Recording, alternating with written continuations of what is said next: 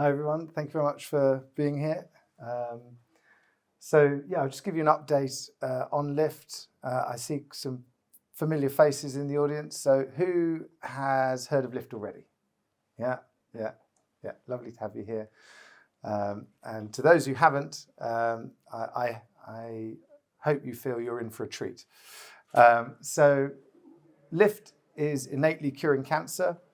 We work in a very different way to other cancer therapies in that we work on preventing tumour escape by replacing the dysfunctional innate immune system in patients with super immunomodulatory alpha neutrophils.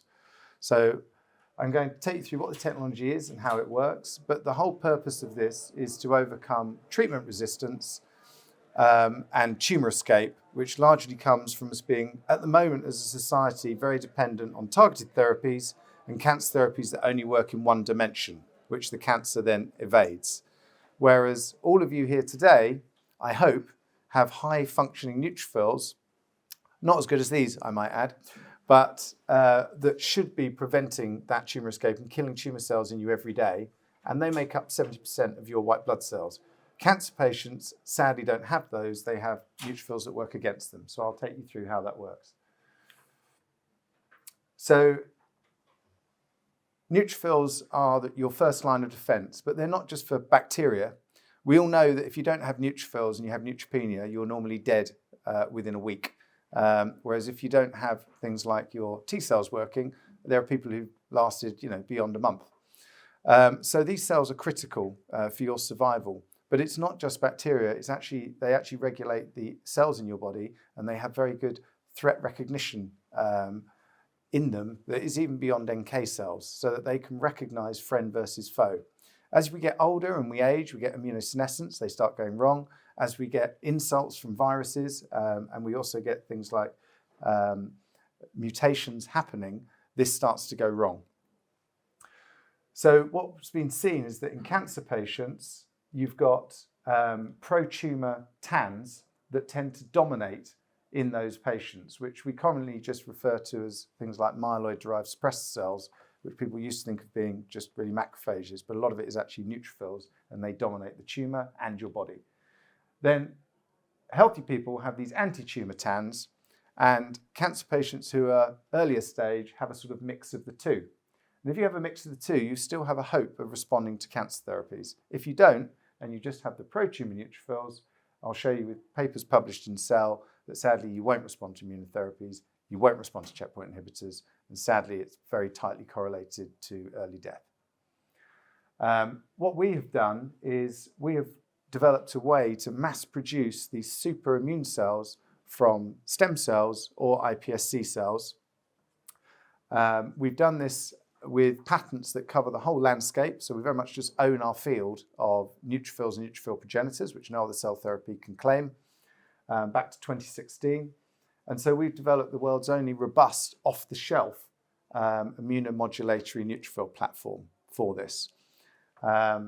We've raised to date 30 million, including just having won a 12 million grant with the European Union, the Disruptive Technology Innovation Fund.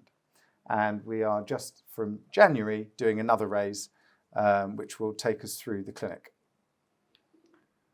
So my background is I've worked in the industry for 20 years, bringing novel biopharma assets to market, things like T-VEC, the world's first oncolytic vaccine.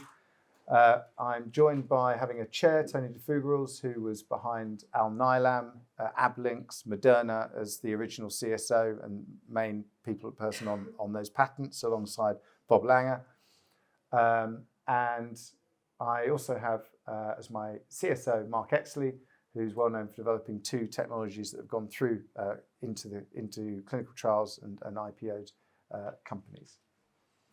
So what I was describing earlier is the problem in cancer. So 90% of tumours essentially are escapes from existing therapies, and we're focused on that 90% and preventing that tumour escape and stopping people being treatment resistant. What we're trying to achieve is immune competence, and that requires both adaptive and innate immune cells to be working together, which is what happens in healthy people. At the moment, all of the work is on the left-hand side of the screen in our industry. And checkpoint inhibitors have done great in taking it from post-operative patients being pretty much a death sentence to around 8% across all cancers now surviving, being cancer-free. We believe that we can double or triple that. And that's by correcting on the right-hand side the innate immune competence. So they work together.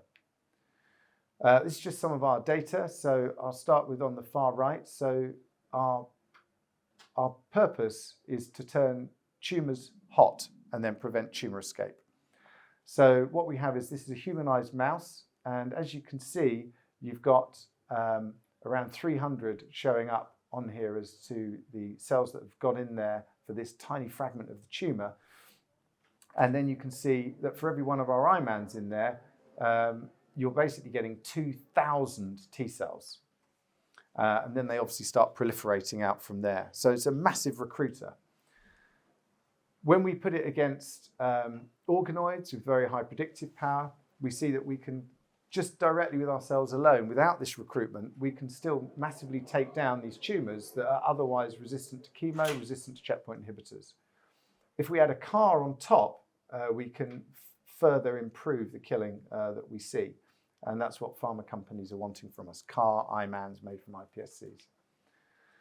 But it's not just us saying it. There are multiple papers published on this, and I could talk to you afterwards about them, but these are published in Cell. But they basically show what I was talking about. If you have none of the right kind of neutrophils, shown in grey here, as in they're just bystanders doing nothing, and you have only the pro-tumour neutrophils, unfortunately, you won't respond to immunotherapies, and these patients didn't live very long, sadly. If you do have enough of these anti-tumour neutrophils, then actually you get a response, and you get tumour control. And by us putting in our super neutrophils, that's what we will be recreating. And if you look across all of these papers, it's the same story. Immunotherapies work when you have the right kind of neutrophils. And across these papers, there are over 2,000 clinical patients. And we're going to be emulating that in our trial. We have high confidence because the markers on our cells, in both the gene responses and cell surface markers, correspond to the anti-tumour neutrophil signatures that were seen in all these clinical papers that they saw this response. So we have a therapy that both does direct killing on the cancer cells and recruits the rest of the immune system. It can be stored for a year and it can be shipped anywhere in the world, and we can mass produce this at a cost of around £9,000 per patient, which is about a tenth of what autologous CAR-T costs. This is a tumour on a chip study, which just shows that where we have this level of infiltration, that largely corresponds to the killing. And this has about a 90% predictive power. So you get this 2 to 3 times increase.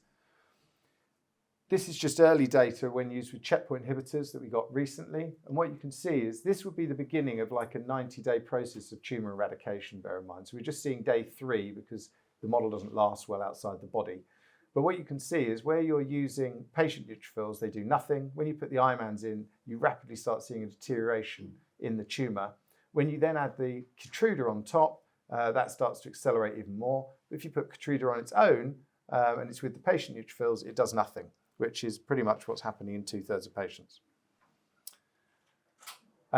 We see the same when we do this true tumour model, which has very high predictive power. Again, when we put in our therapy, you see this takedown of the tumour, and you see this increase in infiltration and the cytotoxicity taking off by about 30%. And best of all, our cells last for a whole 4 weeks. So you're seeing a much longer lasting cell than you would normally see with neutrophils, normally last a few days. So the stage we're at the moment, we are raising at the moment this 22 million, and that money essentially is mainly going into our first IMAN clinical trial, where we've won this 12 million grant that's going into it as well. And then we have iPSC development so that we can make this more scalable. And we have a license partner lined up to actually pay for a lot of that already. And we're then doing CAR-IPSCs for some license partners who are basically buying license rights, having specific antibody CARs, so that we're owning the platform and then repeatedly selling these CARs. And what I'm interested in talking to is people who want to join our next raise that we're doing, and also potential partners for further license deals. Thank you.